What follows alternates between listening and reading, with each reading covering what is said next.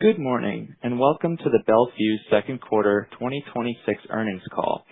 At this time, all participants are in a listen-only mode. A question and answer session will follow the formal presentation. If anyone should require operator assistance during the conference, please press star 0 on your telephone keypad. As a reminder, this call is being recorded. I would now like to turn the call over to Jean Marie Young with Three Part Advisors. Please go ahead. Thank you, Dylan, and good morning, everyone. Before we begin, I'd like to remind everyone that during today's conference call, we will make statements relating to our business that will be considered forward-looking statements under federal securities laws, such as statements regarding our company's expected operating and financial performance for future periods, including guidance for future periods in 2026. These statements are based on the company's current expectations and reflect the company's views only as of today, which should not be considered representative of the company's views as of any subsequent date. The company disclaims any obligation to update any forward-looking statements or outlook. Actual results for future periods may differ materially from those projected by these forward-looking statements due to a number of risks, uncertainties, and other factors. These material risks are summarized in the press release that we issued after market close yesterday. Additional information about the material risks and other important factors that could potentially impact our financial performance and cause actual results to differ materially from our expectations is discussed in our filings with the Securities and Exchange Commission, including our most recent annual report on Form 10-K and our quarterly reports and other documents that we have filed or may file with the SEC from time to time. We may also discuss non-GAAP results during this call, and reconciliation of our GAAP results to our non-GAAP results have been included in our press release. Our press release and our SEC filings are all available in the IR section of the website. Joining me on the call today is Farouq Tuweiq, President and CEO, and Lynn Hutkin, CFO. With that, I'd like to turn the call over to Farouq. Farouq? Thank you, Jean, and good morning, everyone. We appreciate you joining our call today. We are excited to have delivered another strong quarter in Q2, led by robustness across the majority of our end markets, and in particular within data solutions and defense sectors. Our distribution partners have also seen a significant uptick in demand. This trend started earlier in the year and has become more pronounced in Q2, with channel sales at its highest level since mid-2022. Bel completed an equity raise in May, selling approximately 1.7 million shares into the market, generating net proceeds of approximately $440 million. The proceeds were utilized to fully pay off our debt, with the balance of the cash earmarked to fund the closure of the Enercon transaction in Q1 2027 and to invest in other initiatives to support Bel's growth. As announced last quarter, Bel is now organized under two end market-based segments: Aerospace Defense and Rugged Solutions, or ADRS, and Industrial Technology and Data Solutions, or ITDS. Q2 was the first full quarter for us under the new structure, and the team has made nice progress in our segment strategic initiatives. During the quarter, we achieved a notable milestone with Bel's facility in Slovakia gaining the required certification as a defense manufacturer in Europe. We noted on last quarter's call a European defense project win for the Slovakia site, and we're excited to report that Q2 marked an additional 8 project wins from the European defense customers for the site. We anticipate these translating to sales beginning in the latter part of 2027, which is the normal monetization cycle of defense wins. From a people perspective, much of the year has been focused on building the team structure to support our growth. This initiative is across the board, from operations and sales to IT, finance, legal, and HR. In this area, we made notable progress in Q2 and anticipate having all of the key roles filled by the end of 2026. We have also been doubling down on building out the A&D sales team in Europe and have filled some key positions there as well. We are very excited about these additions. Shifting to what's ahead, it was another strong quarter of bookings across the business, exceeding our level of sales for the 6th consecutive quarter. Based on the information available today, we are projecting that sales for Q3 to be in the range of $205 to $225 million, with gross margin in the range of 39 to 41%. Anticipated drivers of the sequential growth from Q2 is a continuation of the same trends: defense, data solutions, and an increase in demand from components through our distribution partners. As a point of note, the recent project wins, robust bookings, and overall favorable market conditions will enable us to take a fresh look at our product portfolio. In this regard, we anticipate there will be some revenue rotation in the coming quarters, whereby higher growth, better margin business will emphasize ahead of our lower margin business and products. We continuously evaluate our business and now have the luxury of focusing on better ROI business. Overall, we are in exciting times, and there continues to be great momentum across the business. I'm proud and thankful of our global team for their collective efforts in pulling together, pushing forward, and achieving another remarkable quarter for our shareholders. And with that, I'll turn the call over to Lynn for the financial review. Thank you, Farouq. From a financial standpoint, we delivered a strong second quarter. We grew revenue, expanded margins, and materially improved liquidity. These results increased earnings quality and financial flexibility. In Q2, total sales were $210.7 million, up 25% from the prior year quarter. Growth was broad-based, led by the defense and data solutions sectors, as Farouq mentioned. The increase in sales through our distribution channel was most prominent among our component products, including fuses, integrated connector modules, and RF connectors. Gross margin was 39.9%, up 120 basis points year over year. The increase primarily reflected operating leverage from higher volume and improved execution. These benefits were partially offset by higher material costs and unfavorable foreign exchange impact. Adjusted EBITDA was $48.9 million, compared with $35.2 million a year ago, an increase of approximately 39%. Adjusted EBITDA margin increased to 23.2% from 20.9%. This improvement reflects stronger conversion of revenue growth into operating profit. From a segment perspective, ADRS revenue was $110.5 million, up $18.6 million or 20.6% from Q2 25. Growth in ADRS was led by defense, which totaled $66.5 million in Q2 26, a 28.4% increase from Q2 25. Sales into industrial applications were also strong during the quarter, largely through the distribution channel. These areas of growth were partially offset by a decline in commercial air versus last year. ADRS gross margin was 41.1% compared with 41.4% last year.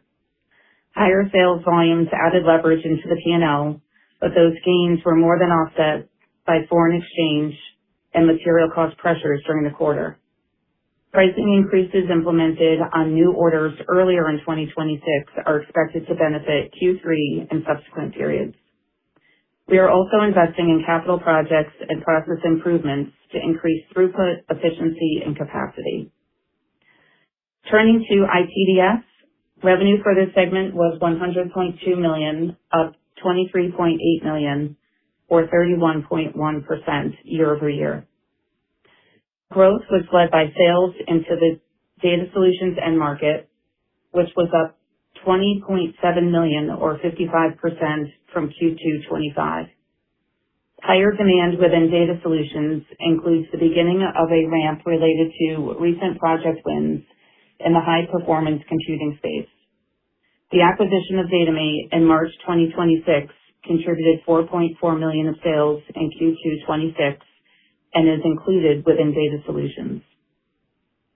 While to a lesser extent, we also saw meaningful growth of sales into industrial and consumer applications, which rebounded nicely through our distribution channel in the second quarter.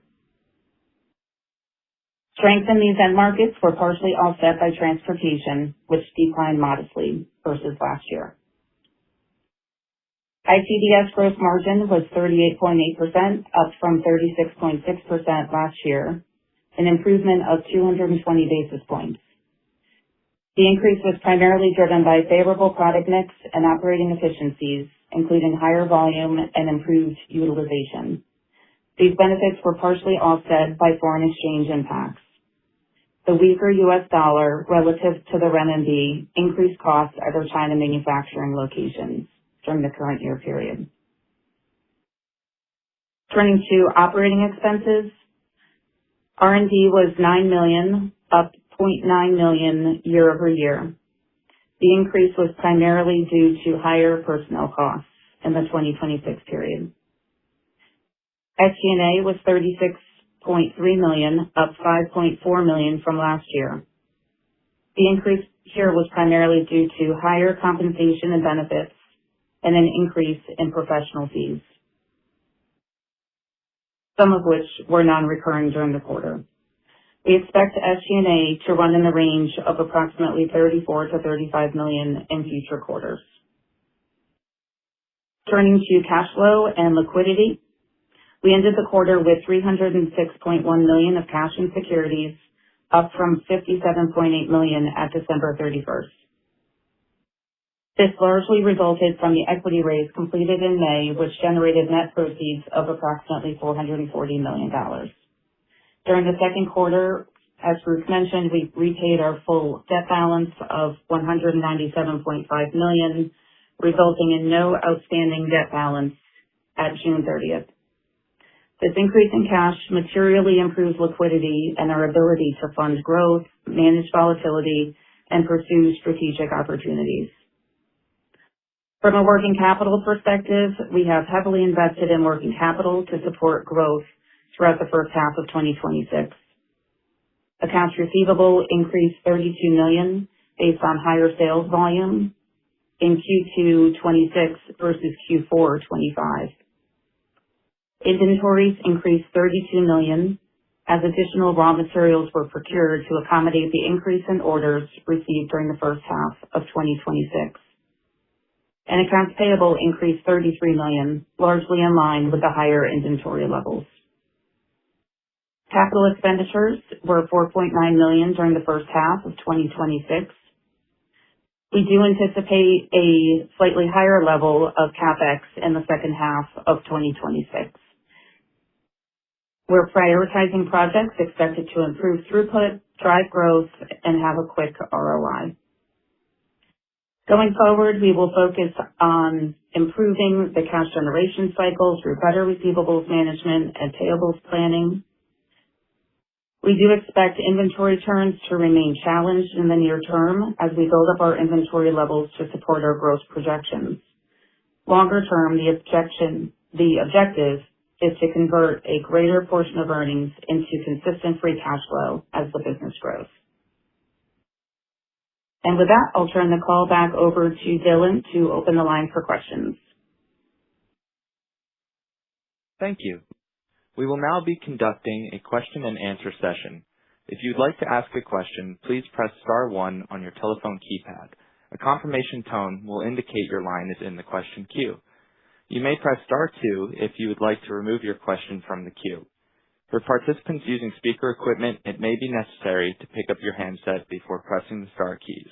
One moment, please, while we poll for questions.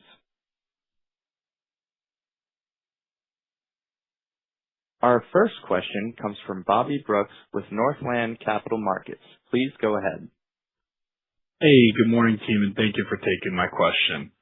First, I was curious to hear more discussion on the Slovakia site gaining the A&D qualification, because that seems like a very meaningful update for the efforts to grow Enercon product sales within the region. So could you expand on what this means for the long-term strategy? And I think it would also be helpful for folks to remind them of what the Slovakia site was before this. Yeah, thanks for the question, Bobby, and good to connect with you here. So maybe start backwards from your question. Slovakia historically was our industrial power factory, so focus on things like rail and e-mobility, laser cutting equipment, so kind of very high applications on the power side of the business.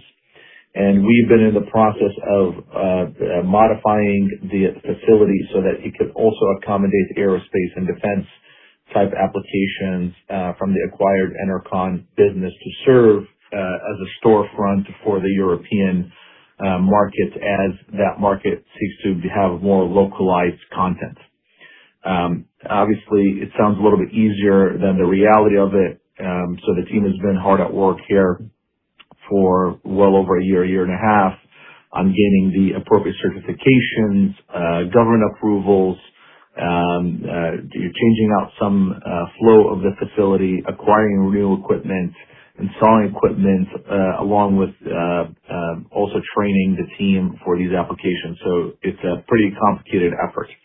And that was the idea, is to meet our customers where they are at. And that strategy has started to take hold in terms of translating to wins. And we mentioned it on the first quarter call, and we have nice more wins here in the second quarter. And I would say both of these outcomes were in advance of what we initially thought, which when we did this a couple of years ago at this point, we said we anticipate by end of 2026 to have some wins. So that's obviously driven by the market and the realities of the world, but it's also driven by our investments that we've done at the headcount level, marketing level, attending conferences level, and doubling down our efforts with the customers. I would say as we're investing in our go-to-market and sales on the A&D side across Europe, it's really for the whole A&D portfolio, right? Obviously, we have connectivity, manufacturing sites in the UK, serving the European Union, so we're also needing to push those sales. So when we think about A&D, it is across the portfolio. It's not just any one product line. So from our perspective, it's more the same. Obviously, we flagged Slovakia just given the interest, and it's something we've talked about. But from our perspective, it's kind of more normal investment in the business. Very helpful color. And then, so just curious, there's been a continuous focus over the last several quarters by you and the team to pull internal levers to help spur growth. And now the last 2 quarters, we've seen really excellent growth that's pretty much all organic, right? As the year-over-year comps have included the Enercon benefit. And what you guided for 3Q is a continuation of that. So I was just curious to hear, maybe give you an opportunity to step back a little bit, but just curious to hear which initiatives do you feel have been most successful, and maybe which more recently enacted initiatives you're most excited about going forward as it relates to growth. Yeah, so I think that's a fair question. I think I would say that the wins in Q2 and Q1 are really more of the end of the journey in terms of a lot of the work that has been done by the team earlier this year and last year. So, these wins, and as we've talked about, especially on the A&D side, it's a long chase cycle. So the fact that we're seeing the results in Q2, Q1, we'd have to look significantly more into the rearview mirror. I would also say, as we think about growth across the portfolio, it's not just one area. We're seeing great wins in data solutions. We're seeing some great things on the industrial side, also the distribution side. So there is a swelling effect of some of the successes that the team has been doing. The real question for us is not, are we doing good and are we winning? Because I think the answer is yes. The focus of us is, are we fully living to our potential? And to where we are today, we're still not at our potential. And therefore, the investments in people, in systems and process, driving the commercial organization harder is still happening. So for us, we talk about the strategic initiatives and put focus on it, but it's not like we have not been doing it for the last 2 or 3 years. It's just that we're starting to see some of the benefits of that. So we're still not where we need to be, which is, I think, a great opportunity, especially given all the recent wins that we have been doing. But we think we can and should be doing more. So optimization is really what we're focused on versus, okay, we're doing a good job, we're all going to take a break now, right? So it's just that driving force to relentless live to our potential is kind of what we're getting at. So, and we're still in the process of that. We haven't fully arrived yet. I'm not sure you ever do, but we want to get a little bit closer to the potential. For sure, can appreciate that. And maybe just any specific ones that come to mind that you feel that maybe these are initiatives, enacted in like 24 or early in 25 that you feel have kind of really helped spur, or is it just really an accumulation of several different pieces just all kind of flowing together and kind of benefiting at the same time, or starting to flow through at the same time? Yeah, so if we're to put that discussion into two topics, people and process. On the people side of it, we have added headcounts. We have elevated some internal people that are helping to drive the teams. We have also, are continuing to add also headcount, like we said, so the people side of it. We also had people that were, the right people, but potentially not in the right place. So I think on the people side, we've done a pretty fair amount of movement and reassignment and reestablishing KPIs and expectations of performance, which I think is important. On the process side of it, the process side of it could be anywhere from the data side. So are we collecting data? Are we putting eyes on it? And are we pushing the data piece of it? So we're still, I'd say, in process of that, but we're pretty dangerous today in terms of tracking and managing to that. So we're definitely excited about it as we think about executive dashboards and CRMs and, I'd say that stuff we're kind of moving along on pretty good. The other side is the incentive scheme. And we will, looking to probably modify that as we continue to evolve, but just really rewarding performance and establishing and defining what performance means has been pretty important. And then another key element to, as I said, people and process is ensuring that our outside partners, especially in the reps that we use, and if folks recall, we had to redo a lot of our agreements with them to favor and pay more on new wins versus just legacy flow business. So I think that was a catalyst for change. And I think when we look at people, process, plus outside partners, reestablishing our expectations and contracts, I think that has together collectively been the momentum. The other thing I would say is we are seeing that re-segmenting our business has also, I'd say, going to be another lever and catalyst for focus. And helping driving the depth, because we are really at the end of the day an end market driven business and kind of, speaking the language and the drive that our customers are and driving those relationships more seriously. The other thing I would say on just the process side, I forgot, as we talked about restructuring piece of it, obviously we restructured into the two segments, but also we created more focus around business development and key account management, and we're seeing also the great benefits of that. So we were missing some of these, let's call it more basic structures. So I think that I'm not sure there's one thing I can point to, but I'm very excited to see what our leaders are doing and the team is delivering on, aided by process and outside reps. Super helpful, Farouk. Really appreciate it, and definitely makes a lot of sense as a lot of different pieces go into making a winning team like you have. So appreciate the time and congrats on the good quarter. Thanks, Bobby. Our next question comes from Wamsi Mohan with Bank of America. Please go ahead. Thank you so much. Good to be on this call. I wanted to ask a little bit about the very strong defense growth that you're delivering here. Do you see this sustaining through the rest of the year? And do you need to add capacity in defense? I know, Lynn, you mentioned higher CapEx. What's that primarily geared towards? And I have a follow-up as well. We definitely think the outlook is looking pretty good, right? And let's kind of keep in mind that when we look at revenue is a little bit of a laggard indicator, right? Because it indicates that you've already won a project and that you're starting to monetize. So from a forward-looking indicator, which the near forward is around bookings, and the kind of medium term is around new wins. So when we look at forward indicators, bookings and new wins, we're definitely seeing the robustness. And we are seeing the discussion modify on the defense side specifically. Also, we're expanding more on the obviously European piece by increasing our headcount. In terms of capacity, capacity has not really been a big concern of ours, and we'd like to actually be more capacity challenged.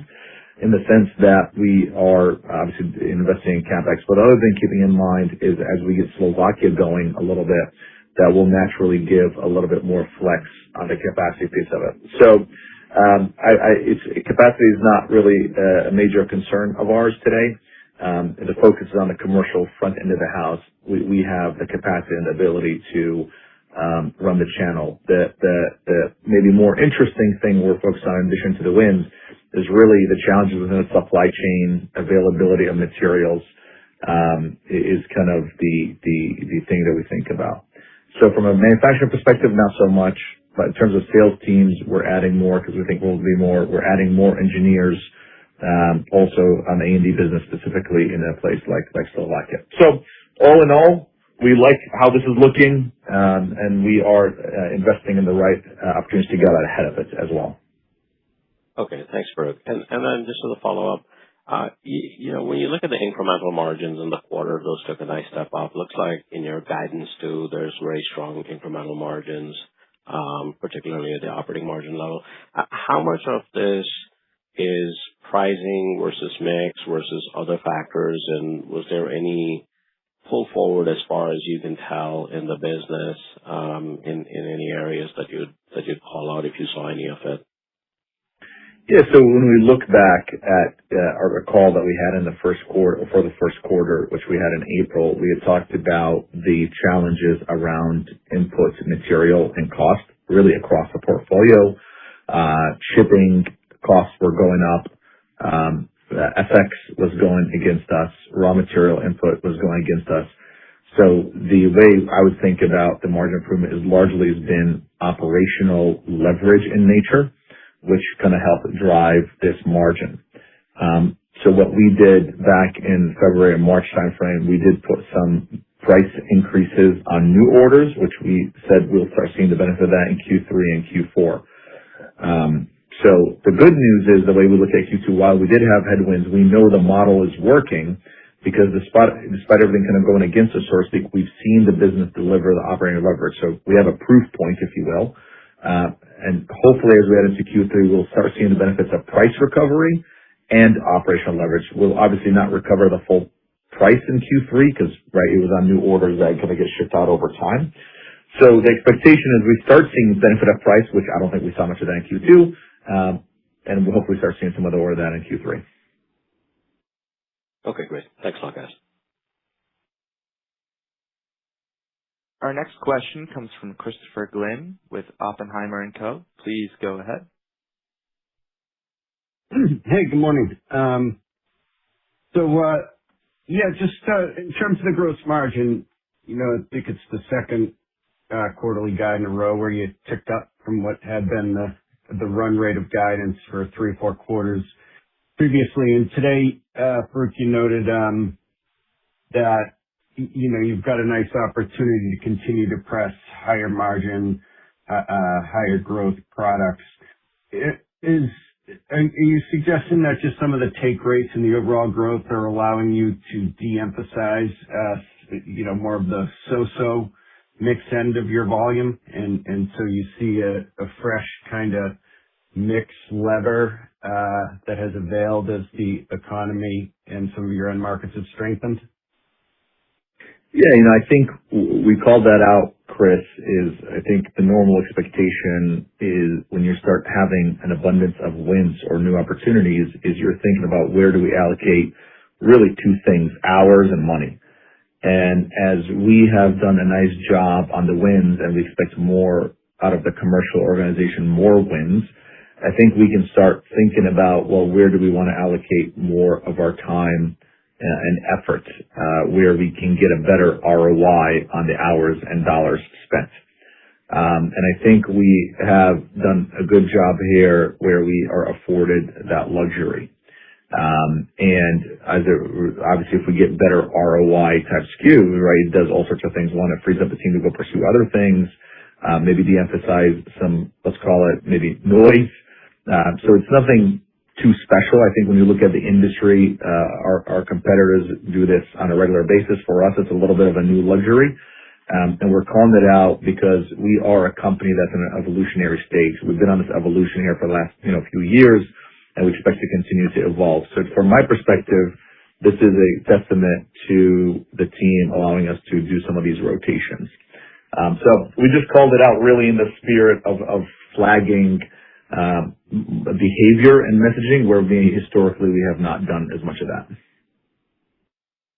Okay, great. Thanks. And a little bit on the data solutions side, I think Lynn set up 55%, maybe $20.7 million in sales, or did she say plus that amount? I'm not sure.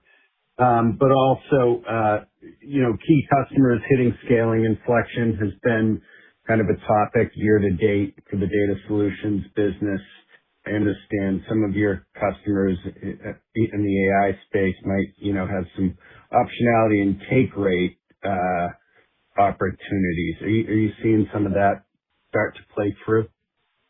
Yeah, I'll let kind of Lynn comment on that, but overall, your assessment is correct. We are seeing inflection points. We are seeing growth, and I think we've played it pretty wisely to where we want to allocate resources on that. And we are seeing those efforts really maybe 2, 3, 4 years ago efforts paying off today. Lynn, you want to comment on that? Yeah. So thanks, Chris. Just to clarify the numbers there on data solutions. So it was about $58 million in Q2 26, up from $38 million in Q2 last year. So it was a $20.7 million or 55% increase year over year, just to clarify those numbers. Great. Thanks for that. And last one from me. So I think you mentioned 8 new European defense design wins, and last quarter you mentioned a couple.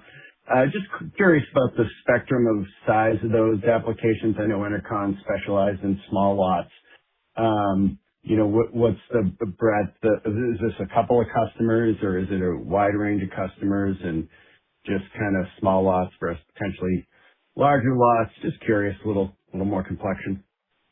Yeah, kind of combination of that, right? By default, Europe, not too dissimilar to the American side. There tends to be concentration of OEMs, right?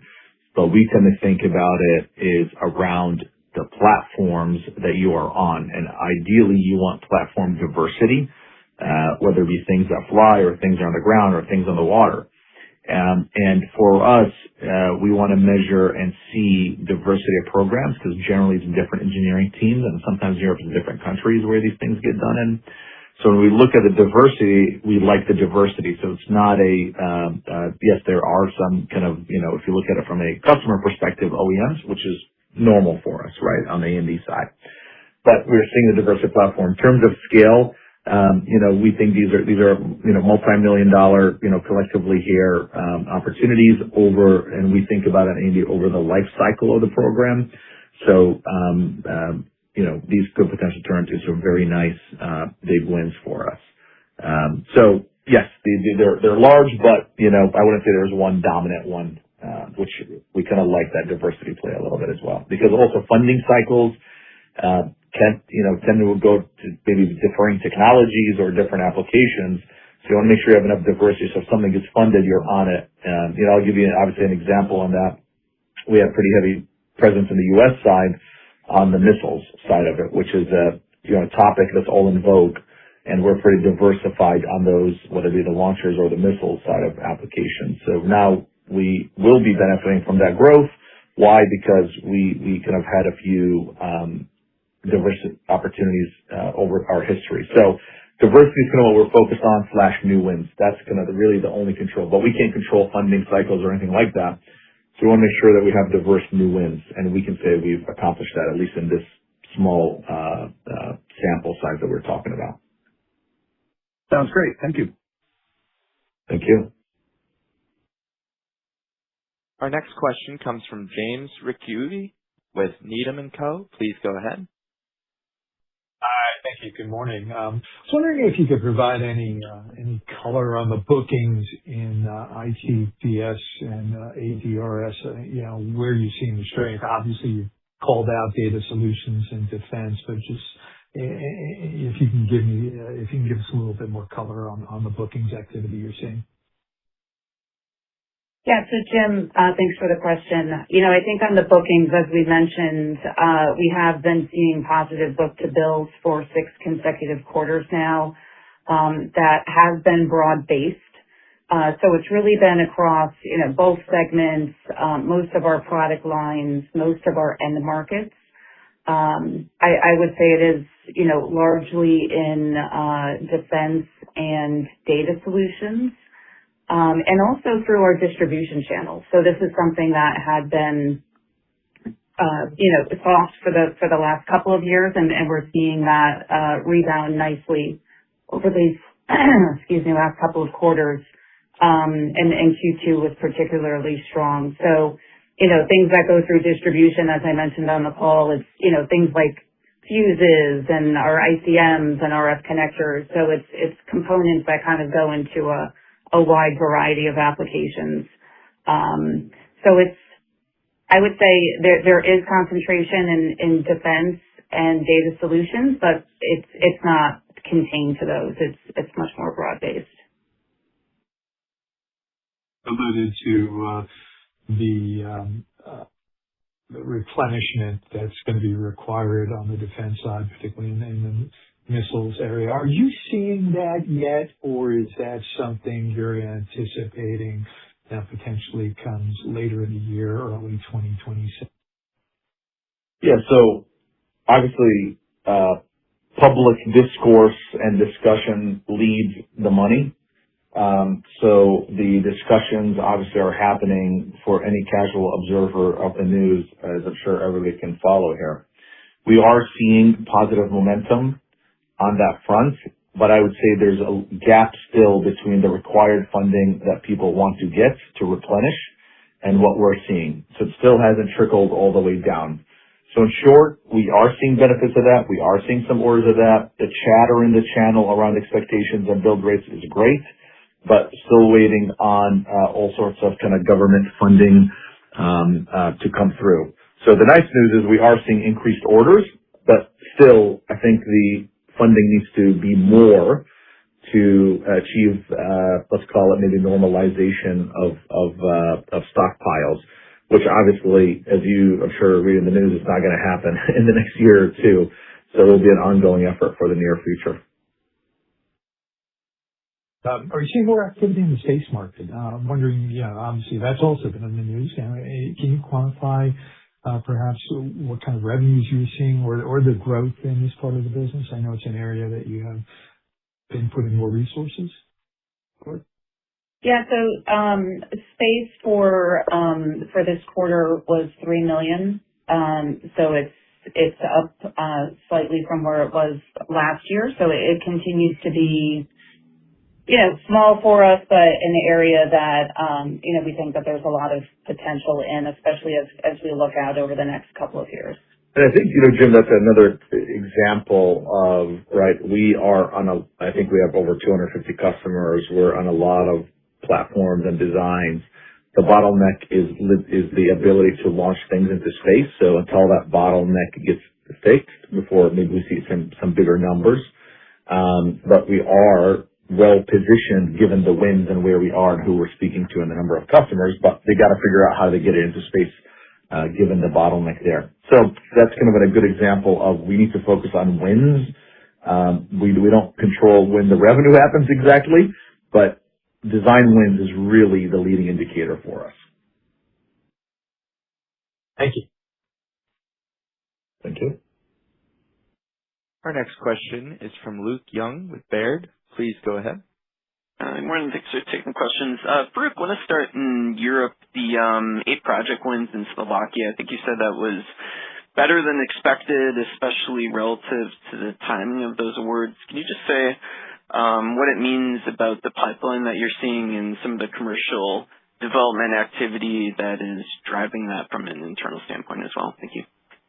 Yeah, so when we acquired Enercon back in Q4 2024, and we talked about this was going to be a more commercial synergy play, and Europe being a very important piece of that commercial play. And we said at the time, because we know we had to do some work, whether it be on the Slovakia facility, adding some headcounts, restructuring the business, and given the pace that the Europeans going to move at, we said we'd expect to see some of the benefits of the commercial synergies, into 2026. And the fact that we can point to some wins in Q1 and in Q2 of 2026, by definition, it's ahead of schedule. Partially attributed to the dynamics changing between obviously the change in administration in 2024, the realities of the ground of changes, and the tone and political discourse has changed. So that has allowed for acceleration of on-continent, let's say, production and leaning into their independence. So I think that's moved up a little bit more. I think we are seeing a lot more opportunities, and part of the restructuring, we said we've added some headcount. The selling of defense products is a very intimate, long cycle design sale process, so we've added some headcount, which we're seeing some nice more shots on goals, which we hopefully will translate to new wins. We are still looking to add a few more headcount in Europe. We're not, fully ramped up there on the team side yet. So as we bring on new people and the new people get their legs underneath them across different countries in Europe, we continue to expect more robustness in our growth. And then at some point, right, as it just becomes a normal part of the business for us. But Europe is kind of the biggest opportunity, and both on the connectivity business and on the power business, because we have a end market sales agnostic sales team in Europe that are selling all of our A&D products. Well, thank you. Lynn, you mentioned in your remarks that the higher demand in data solutions included the beginning of a program ramp and high performance compute. Can you just expand on that in terms of materiality and looking into the back half of the year? Is this one of the things that we're seeing an uptick in the revenue guidance walking into 3Q? Yeah. So, yes, it is feeding into that. We are seeing, as you noted here, Luke, programmatic wins. Obviously, these are some of the things that we've won, quite a while back.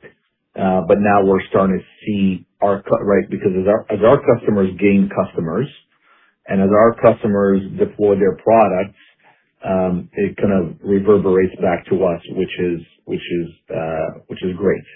So when we look at the bookings, which lead this indicator, and obviously the chatter with our discussions and the intimacy as they're getting customers, our expectation is further ramp as we close out the year and as we head into next year. So the markers, the indicators, whether it be bookings on books, bookings that promise to come, or general, do you guys have capacity and you're ramping up, let's figure out planning discussions, all of that is indicating an healthy upward trend. Got it. And then maybe bigger picture, for just curious to get your updated filter or lens for M&A now, some dry powder on the balance sheet and a little bit of noise in the market just in general. Yeah, I think one of the things that we tend to think about is we are a long cycle design business. So while we appreciate the public markets are having, let's say, a lot of changes and shifts that are going on, we are focused on investing in the business for the medium and long term, where we think there is good growth, good technology needs, good alignment with our customers. So we'll continue to invest in the business, whether it be technologies or capacity additions or new end markets. So we're nothing really changed from our perspective. What we are seeing in the market is I'd say a fair amount of let's maybe call it aggressiveness or irrationality around payments. And we've seen some of our peers do acquisitions that we just think are not for us. So we'll focus on us. So we will be disciplined. We appreciate our investors' trust in our recent equity offering, and obviously those are with us for a while, to be honest with you. So we will be disciplined. We're not looking to go all the way crazy. So we will be disciplined in our approach, despite the market doing some maybe irrational things. And so the pipeline from our perspective is, there's a lot of opportunities and at bats. I think it becomes a question of how hard do we want to compete and how crazy we want to get. So that's going to be a balance for us. But ultimately, foundationally, we're going to be balanced and mature in our approach of doing things, but not overly conservative. Got it. Appreciate the perspective. I'll leave it there. Thank you. Thank you. Our next question comes from Greg Palm with Craig-Hallum Capital Group. Please go ahead. Good morning. This is Jackson Schrader on for Greg Palm. Appreciate taking the questions. Quick follow-up to that M&A piece, just kind of a basic one for me. That extra 20% left for Enercon coming next year, is that as simple as just the 20% coming off that $400 million, or should we expect some kind of like upward or downward adjustment for that? Yeah, so it's and this is, you know, for those that want all the exciting details, we have put this back in our public disclosures back in 2024. It's a purchase of the remaining 20% equity interest in the business, and we will be taking measurements of EBITDA and paying a multiple off of that, and then figuring out down to equity value. That's how we're going to get to the 20%. We put let's call it a cap on the upside to the tune of 135% of what it was back when we actually did the acquisition. So there is a cap, but it's not 20% of the 400. It's going to be 20% of the actual EBITDA of the business. And we do accrue for all that. I'll let Lynn hit on that here. Yeah, and just so each quarter, in case you're tracking it, so on the balance sheet, we do have a redeemable non-controlling interest line there. As of the end of June, it was $102.6 million. So that's representative of what it would have looked like as of that date. Obviously, as Enercon continues to do well, you know, that number increases as their TTM EBITDA increases. But to Farouk's point, you know, we will get to the point where there's a cap there, but that's the current value of it as of June. And then just to remind you, there also is another earn-out payment. If you recall, there was a $5 million earn-out that they had achieved based on 25 results that was paid out in early 26. There's a similar one based on 26 results that would be paid in early 27. So those are kind of the two components as far as, you know, cash needs related to that.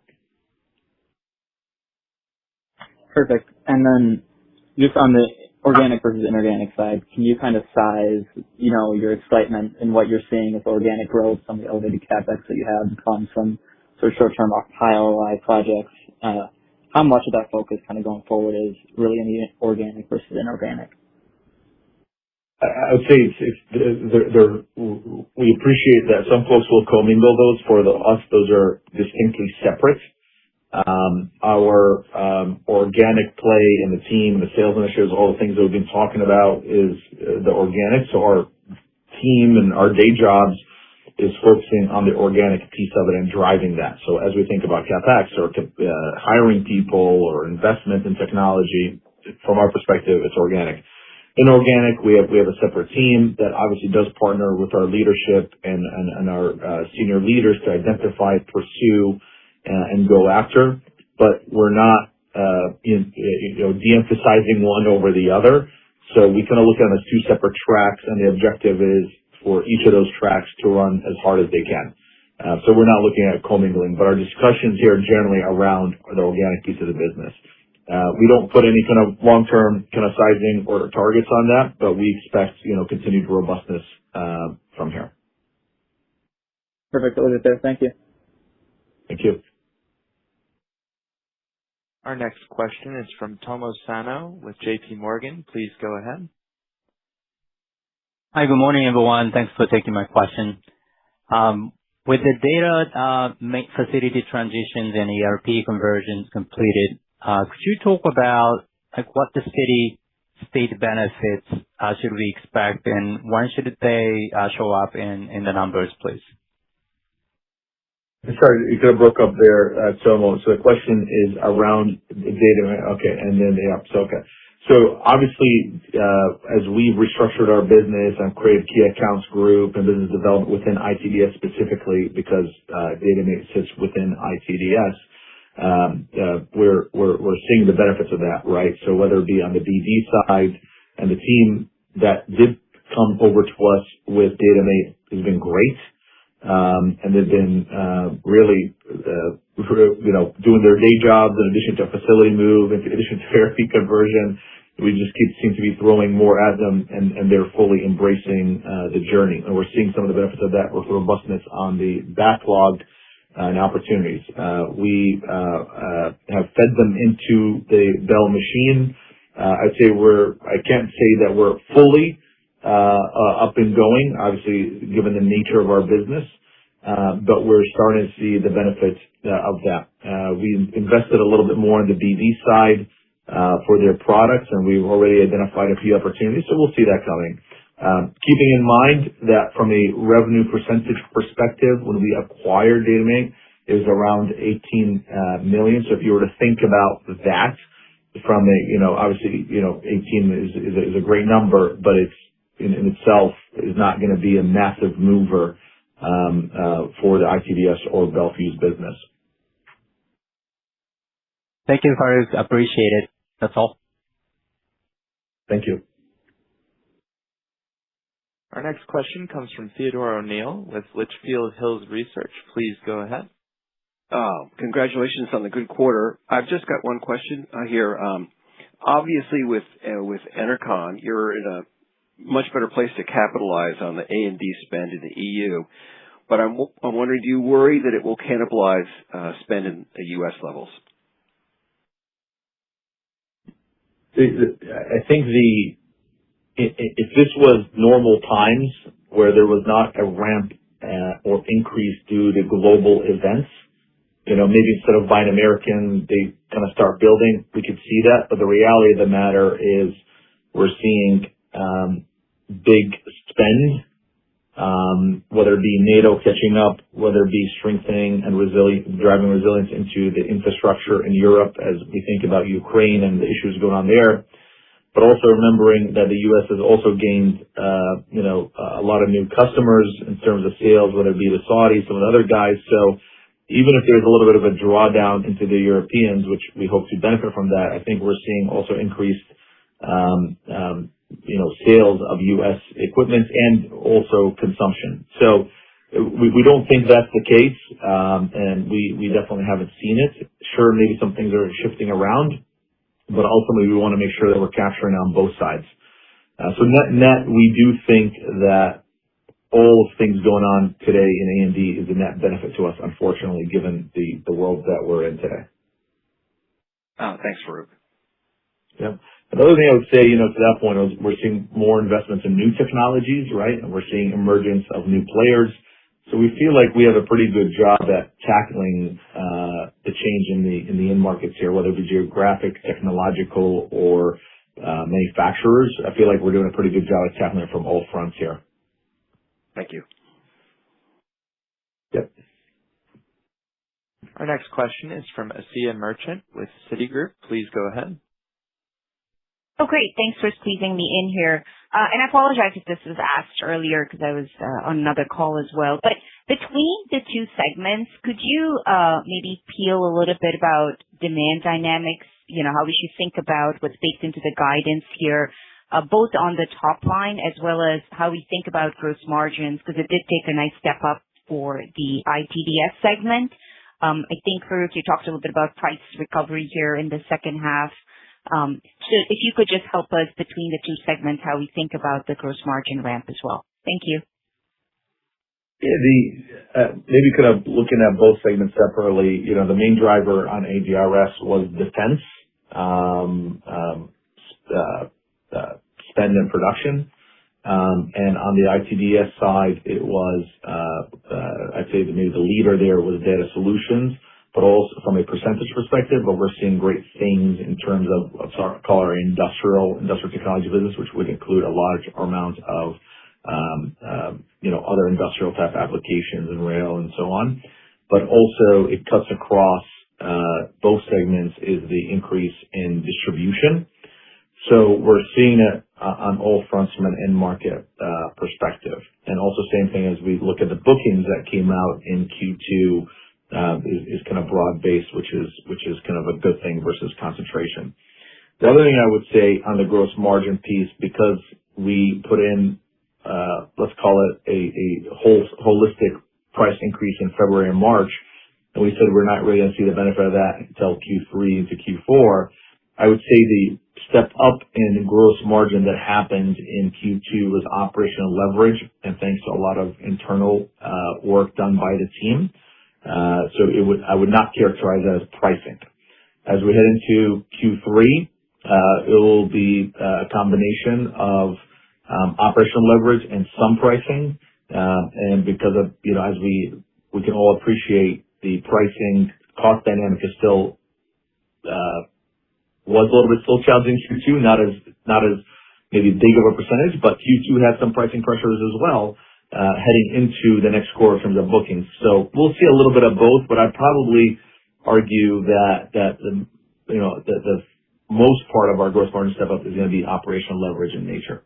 And the other thing that I'll add is on the FX side, that was a large pressure point for us in Q2, especially with the Chinese renminbi and the Israeli shekel.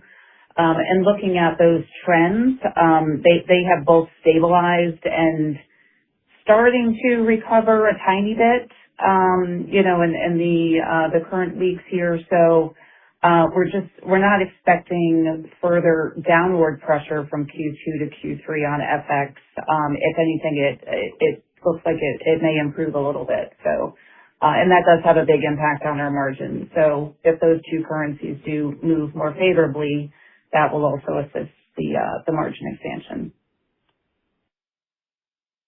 Thank you. Our last question comes from Hendi Susanto with Gabelli Funds. Please go ahead. Thank you, Lynn. Thank you, Farouk, and then congrats on great results. I'll squeeze my two questions into one. Farouk, would you be able to share the magnitude of the price increase? That's one. And then second, you talk about revenue rotation into favorable higher margin products. Can you share more colors in terms of timing and which product lines or product groups, or whether it's broad-based? Yeah, I appreciate the question here, Andy. I think our pricing, remember, we have a lot of SKUs for a company our size and customers, so it was really a surgical effort around what input costs went up where, coupled with the ability for the market to tolerate it. Right, we have to kind of make some strategic decisions also along the lines of, well, what is it that we're working on and expect to coming up here. So when we kind of looked at all of that, I would say it was pretty broad-based and a pretty wide range. So that's one, but I'm not going to put a specific percentage on that. I don't think that will do us well. And then in terms of rotation, it's really within ITDS, I would say, and maybe more specifically as we think about data solutions. We are seeing some nice wins and outcomes that maybe we want to, kind of shift the portfolio and allocate resources. Again, I wouldn't say there's anything special about that or unique. I think that's a very normal business going. My guess is we'll start rotating some of that and having these discussions and impacts as we head into, Q4 into 2027. We'll be measured, obviously, in our approach. But I think we have more than enough growth here to handle the business, right? So partially as we also continue to grow and continue to pay our bills, and get the operational leverage. So it's a little bit of balance, but we're not looking to commit to a dollar amount on that because I think it'll be a little too arbitrary. Thank you. Thank you. We have reached the end of our question and answer session. I would now like to turn the floor back over to Farouk Tuweiq for closing comments. So thank you, everyone, for joining our call today. We definitely enjoy these questions here. We think we have an exciting story, and we continue to deliver despite some of the choppiness out in the market. So we're excited to be halfway at the year here and continue to look to hopefully a good close for the year. So thank you again for everyone for the vote of confidence. Looking forward to our next call, and everybody enjoy the rest of your summer.